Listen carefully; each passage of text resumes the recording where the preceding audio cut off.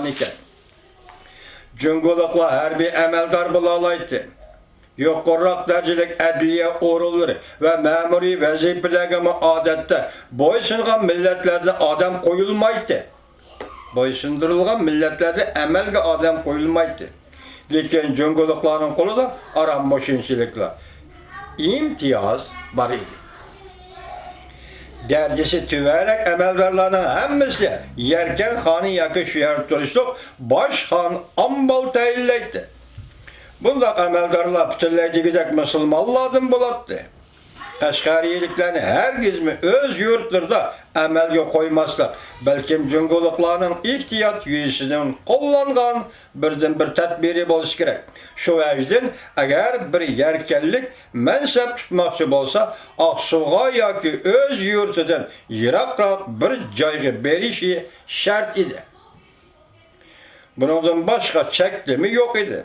Müslümanlar içinde Ali mensep hesaplangan Hakimbeg'nin derecesi ataktı cunguluk Han Ambal'ın derecesi bilen teng idi. Onun has sakçılarının Xitay kısımlarının tüzülgünü hesapka almaganda adette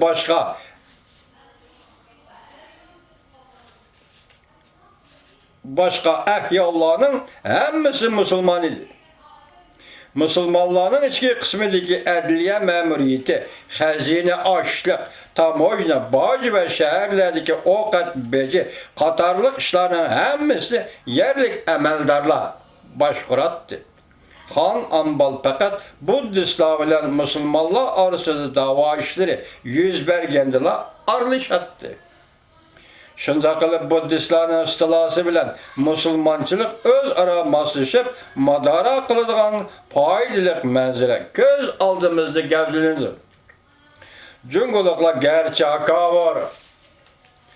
Bolsu mu ama aşkara karşılık keyfiyatıda bolgan içtimai teşkilatları yol koyupla kalmasın, belki bu içtimai teşkilatını sözsüz kolludur.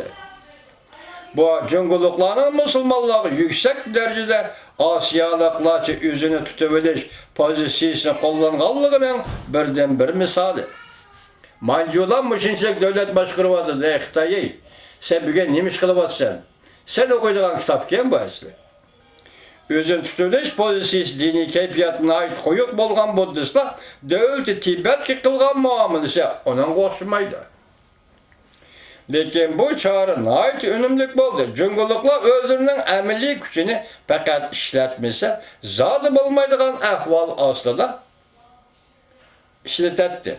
Adette ayap işletmeydi. Xalq nayet erkin bolganlıktan özlerine məhkumlukka yaşavatımız dep oylamaydı. Ya Allah!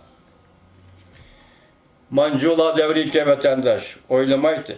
Ulanın en zor gemi baş tapşırıştıla kalgan idi. Halbuki bazı öz hükmürallarının vaxtidikidek eğir emes idi. Ula bazı tapşırıvetsila hiç nimeden gam kılmaydı. Ulanın öz işinden çıkan hakim beyleri köpünce Allah'da yeni şehirlerde turuştu. Cunguluk Han Amballardan köp zalim idi. Ama bu zalimler özlerinin kılgan etkenleri yarışa pat-patla beşini yep durattı. Uların hakim beyleri yakın Müslümanlar halla kişilerin nezaretinden çöp kalgan çağlarda Han Ambal uları derhal almaştırattı. Han Ambal ulan hiç kançı günahı yok dep kargan takdirdi mi başka caylağı yöt gibi etti.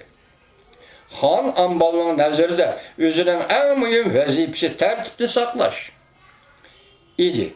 Çünkü o ahalının narazılığını kozgap koyganda özü işletişten naiti bek kaçıdığın kuralını işletmegice tertipne saklığılı bolmaydıqanlığını düşünetti.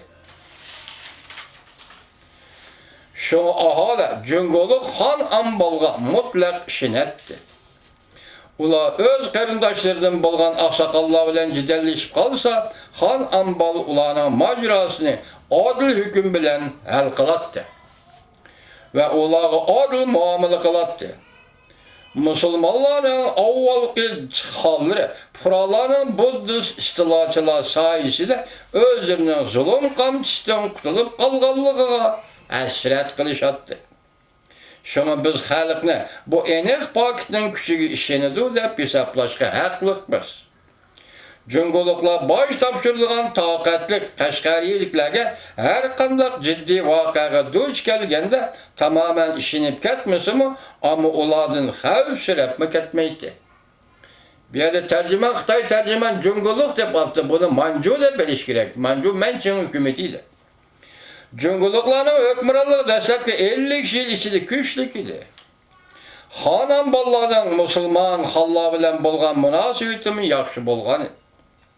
Ve ular orqali fuqarolar bilan inoq o'tishgan edi. Ammo bu masalaga mush asrning boshlarida paydo bo'lgan ba'zi bir omillar ta'sir qilib, ularning orasidagi munosabat murakkablashib qoldi.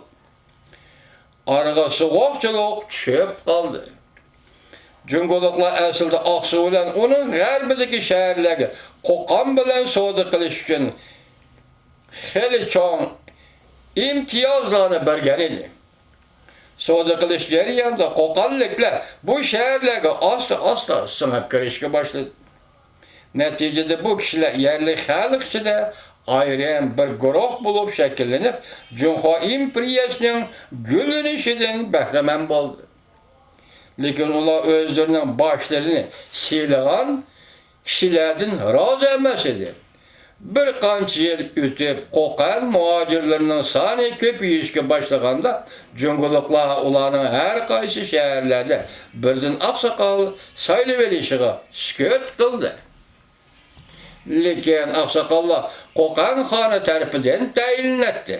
Qo'qon xoni Qo'qon muhojirlari e'tirof qilgan birdan bir podshoh edi. Bu elde asonlikni ko'zlab, saqlanib turishga yo'l qo'yilgan mushu xil kuch oxir jungoliklarga eng yomon oqibatlarni olib keldi. Xitoyda bu oqsoqollarni ham fitna fasodlarni beshi deb qarashga haqliq edi. Hech bo'lmaganda Qashqarda shundoq edi. Oqsoqollar aslida to'liq ehtiyotchan edi. Jungolik amaldorlarning tishiga tegadigan ishni zodila qilmaydi. Ularning asli maqsadi xon ambal bilan qarshilashish emas, balki yerlik musulmon xalqlarning amrini rad qilish edi. Shunga ular bu ishda utuq qozondi. Jungoliklar hamisha tinim topmay aldirash, tinash yuradigan bu makkor chet ellik oqsoqollarni birer xavf yetkazar deb o'ylamagan edi. Musulmon xalqlarni izchil itoat qilib kelayotgan ahyollardan edi. Lekin Mehmedona oqsoqollar bu xalqlar o'rtasida ixtilof selib qo'ydi. Jungoliklar bo'lsa ularning orasidagi majralarga bir chetda qo'l qo'yishtirib qarab turdi.